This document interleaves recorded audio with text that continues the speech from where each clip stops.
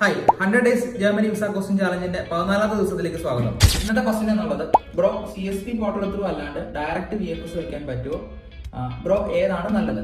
വളരെ നല്ലൊരു ക്വസ്റ്റ്യൻ ആണ്. ഇതിന്റെ ആൻസർ എന്നുള്ളത് നമുക്ക് രണ്ട് രീതിയിൽ വെക്കാനായിട്ട് സാധിക്കും. CSP പോർട്ടൽ ത്രൂ വെക്കുകയാണെന്നുണ്ടെങ്കിൽ നിങ്ങൾ ഡോക്യുമെന്റ്സ് മാനുവലി ക്യാരി ചെയ്യേണ്ട ആവശ്യമില്ല. എല്ലാ ഡോക്യുമെന്റ്സും നിങ്ങളുടെ കയ്യിലുണ്ട് എന്നുണ്ടെങ്കിൽ നിങ്ങൾ CSP പോർട്ടൽ ത്രൂ അപ്ലൈ ചെയ്യുന്നതാണ് നല്ലത്. അല്ല നിങ്ങളുടെ കയ്യിൽ ഡോക്യുമെന്റ്സ് ഇല്ല, നിങ്ങൾക്ക് ഏതെങ്കിലും ഡോക്യുമെന്റ്സ് വരാനുണ്ട്, അതുപോലെ തന്നെ എക്സാം ഒക്കെ എഴുതി അതുപോലെ ലാംഗ്വേജ് കിട്ടാനുണ്ടെന്നുണ്ടെങ്കിൽ നിങ്ങൾ നോർമൽ അപ്പോയിന്റ്മെന്റ് ഡേറ്റ് എടുക്കുന്നതാണ് നല്ലത്.